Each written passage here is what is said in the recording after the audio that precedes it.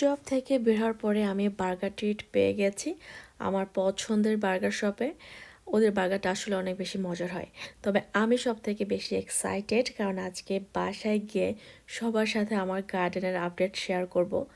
আমি যখন থেকে গার্ডেনিং করা শুরু করেছি তখন থেকে আমি মনে হয় যেন আর আগে যতটুকু সময় পেতাম হাতে এখন মনে হয় তাও পাই না। মানে এতই ব্যস্ততার সময় কাটে, বাট তারপরও আলহামদুলিল্লাহ আমার লাল শাক উঠেছে মাশাল্লাহ। সবাই মাশাল্লাহ বলবেন প্লিজ। মানে অনেক কষ্টের পরে এই আমি গাছ উঠেছে। আমি তো ভেবেছিলাম একবার উঠবেই না, কারণ আমি যখন বিচিগুলো রোপণ করেছি তখন অনেক ঠান্ডা ছিল এখানে।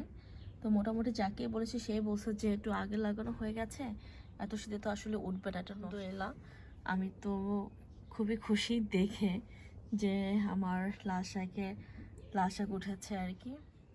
তো আমি এই বেডের অর্ধেক এরকম লাল শাক লাগিয়েছিলাম এই বেডে, আর বাকি অর্ধেকটাই আমি ধনিয়া পাতা লাগিয়েছিলাম। যে এই যে কিছু কিছু ধনিয়া পাতা দেখা যাচ্ছে, কিন্তু বাকি জায়গাটায় স্লাগ এসে আমার সব ধনিয়া পাতাগুলো খেয়ে ফেলেছে। সো এই সাইডে আর ওরকম কিছু নাই। স্লাগ যে এরকম গাছ নষ্ট করে এটা আমার জানা ছিল না। এটা জানার পরে আমি স্লাগ মারার জন্য বিভিন্ন ব্যবস্থা নিয়েছি আর কি। এখানে উঠেছে কিছু পুঁইশাক। এই পটের মধ্যে আমি পুঁইশাক রোপণ করেছিলাম। তো হয়েছে আমাকে আমার বাসার কাছে এক বড় আপা এই শিম গাছ দিয়েছে। এটা কি শিম গাছ আমি এখনও জানি না, কি যেন শিমের নাম বললো আর কি। তো শিম গাছ যে শিম গাছই হোক না কেন, শিম আমার খুবই পছন্দ। তো আলহামদুলিল্লাহ গাছগুলো অনেক বড় হয়েছে। এগুলোতে এখন মাচা দিতে হবে। তো আমরা দুজনে অনেক ব্যস্ত ছিলাম। তো কালকে আমার ডে অফ আছে, চেষ্টা করব কালকে, অনেকেরও ডে অফ কালকে এই গাছটায় মাচা দেওয়ার জন্য। মানে আমার লাউ গাছ হয়েছে, এই যে লাউয়ের বিচি আছে গাছের মাথায় এখনো, বাট খুবই কষ্টে আছি কারণ এখানেও স্লাগ এসে অ্যাটাক করেছিল আমার গাছের, এই যে পাতা নষ্ট করে দিচ্ছে। তবে উনি প্রতিদিন রাতে এখন চেক করে এবং কোনো স্লাগ থাকলে সেগুলো সরিয়ে দেয়। মানে আমি কিছু পালং শাকের গাছ লাগিয়েছিলাম, মানে সত্যি কথা বলতে আমি গাছ লাগানোর পরে ভুলে গেছি কোন সাইডে কী গাছ লাগিয়েছি, মনে নাই। বাট এই সাইডের গাছগুলো খেয়ে ফেলেছে।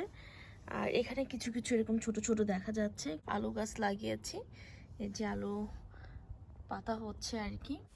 এই বড় পটের মধ্যে আমি আরও কিছু গাছ লাগিয়েছিলাম, তবে এটা লাউ গাছ কিনা আমি মনে করতে পারছি না, কারণ ওই পাশে যেমন লাউ গাছ, লাউয়ের মাথার উপরে বিচি আছে, আর এটা ছোটোবেলা থেকে এরকম হয়ে উঠেছে।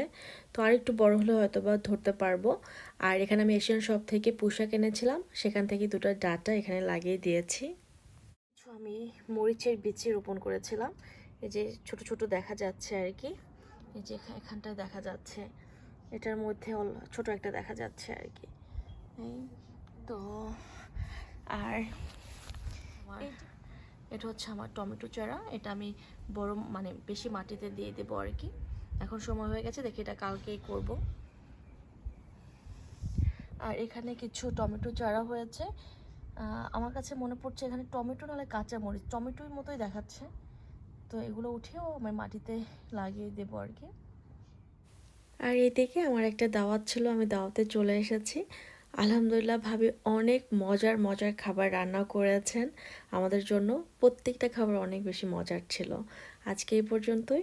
আল্লাহ হাফেজ।